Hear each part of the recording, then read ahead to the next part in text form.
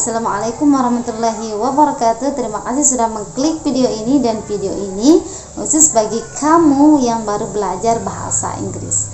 Oke teman-teman yang baru belajar bahasa Inggris, jadi ada 5 hal yang wajib kita kuasai sebelum kita bisa dikategorikan bisa berbicara dalam bahasa Inggris. Apa saja? Yang pertama, teman-teman harus bisa membuat pernyataan dalam bahasa Inggris.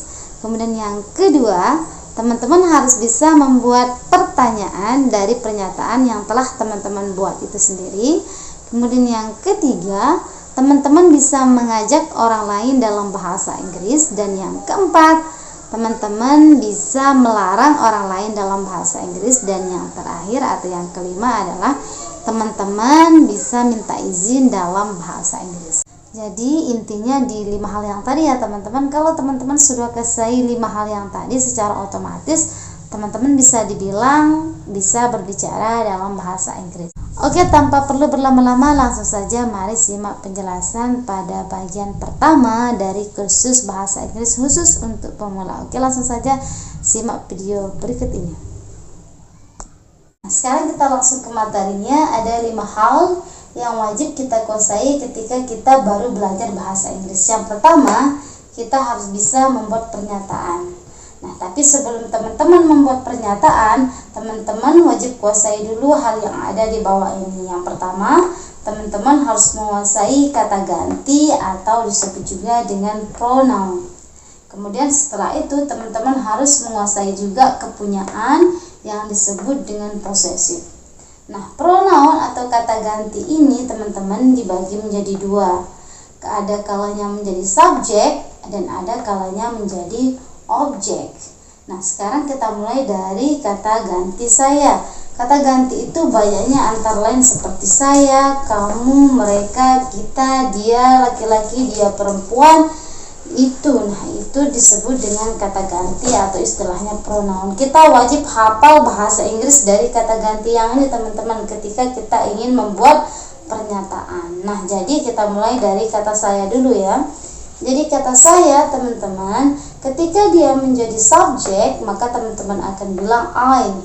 Namun ketika dia menjadi objek atau ketika dia berada di akhir, kita tidak boleh bilang I teman-teman.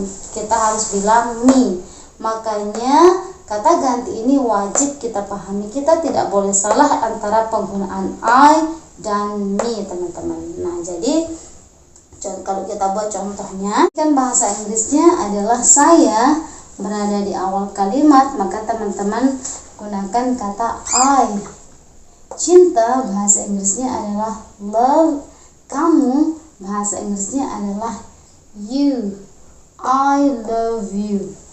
Seperti itu. Sekarang kalau saya posisinya dibalik menjadi di akhir, kalau kita balik kalimat ini, pernyataan ini, kamu cinta saya, maka teman-teman akan mengatakan kamu bahasa Inggrisnya adalah you, cinta love, saya kita tidak boleh pakai I lagi, tapi kita gunakan me.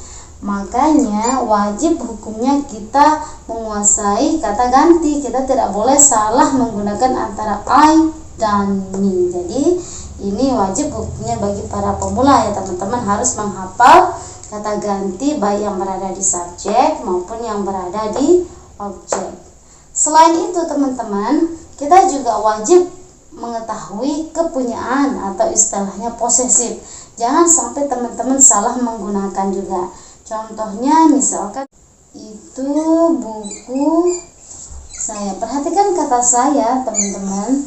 Kata saya ini berada di akhir. Jangan sampai teman-teman gunakan yang me teman-teman. Tak boleh. Kenapa? Karena ini menunjukkan kepunyaan.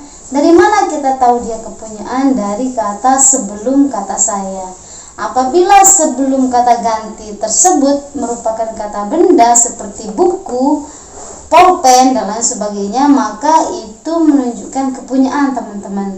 Jadi teman-teman harus gunakan kepunyaan yang ada di sini. Maka teman-teman harus menggunakan it is my book. Teman-teman harus gunakan untuk kepunyaan yaitu my. Jangan sampai teman-teman gunakan it's book me. it's book me. Tak boleh, karena sebelum kata saya ini kata benda, ada bendanya, ada wujudnya, maka itu menunjukkan kepunyaan. Beda dengan contoh yang kedua, kamu cinta saya. Kata cinta ini bukan kata benda melainkan kata kerja, jadi yang kita gunakan adalah yang berada di objek. Itu penjelasannya teman-teman. Jadi wajib hukumnya kita memahami pronoun, kata ganti yang berada di subjek dan objek, dan wajib hukumnya kita juga harus menguasai kepunyaan. Nah, sekarang teman-teman lihat untuk kata posesif atau kepunyaan ini dibagi menjadi dua. Ada disebut dengan possessive adjective dan ada disebut dengan possessive pronoun.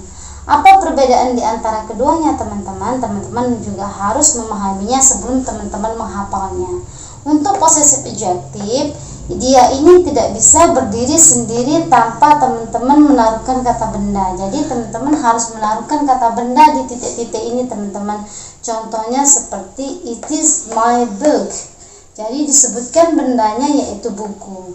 Sedangkan kalau possessive pronoun tanpa disebutkan bendanya dia sudah berdiri sendiri. Contohnya itu milik saya. Di sini tidak disebut bendanya, tetapi kita tunjuk bendanya, tapi bendanya tidak disebut di pernyataan tersebut, maka teman-teman gunakan possessive pronoun. Maka teman-teman akan mengatakan it is mine, itu milik saya. Sekarang teman-teman sudah tahu penjelasan kapan dia menjadi subjek, objek, dan kapan kita gunakan kepunyaan, maka teman-teman harus menghafalnya. Caranya adalah seperti ini.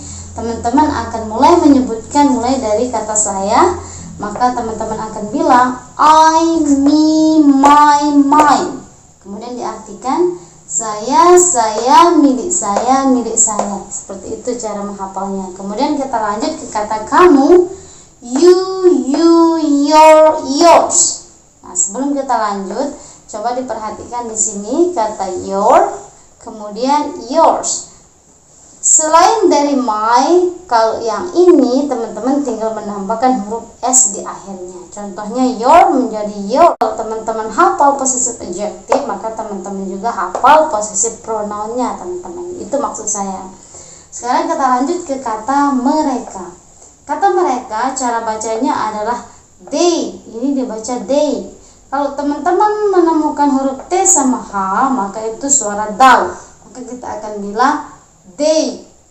Kemudian yang ini dibaca them. They, them, their, theirs. Itu caranya ya. Yang artinya mereka, milik mereka, milik mereka. Seperti itu. Kemudian kita lanjut ke kata berikutnya adalah kita atau kami. Bahasa Inggrisnya adalah we, us, our, ours. Oke, jadi seperti itu ya. Artinya kami, milik kami, milik kami. Kita lanjut ke kata berikutnya. Kata ganti berikutnya adalah dia perempuan. Bahasa Inggrisnya adalah she. Perhatikan SH. Kalau teman-teman melihat S sama H, itu suara shrin teman-teman. Maka teman-teman bilang she. Oke, kemudian berikutnya kalau dia menjadi objek adalah her. She, her. Suara R harus lidahnya ke atas. Her, hers. Oke, jadi untuk dia perempuan, ketika dia menjadi objek dan kepunyaan sama her. Berikutnya dia laki-laki adalah he. Kalau di akhir menjadi him. Kalau kepunyaan his. Jadi kita akan bilang he, him, his. Artinya dia laki-laki, milik dia laki-laki, milik dia laki-laki. Dan yang terakhir adalah kata itu. Itu bahasa Inggrisnya adalah it's.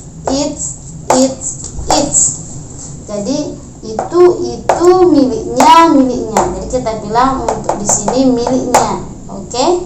Miliknya untuk benda. Di sini juga miliknya. Nah, itu yang wajib teman-teman hafal. Baru teman-teman melangkah ke cara membuat pernyataan.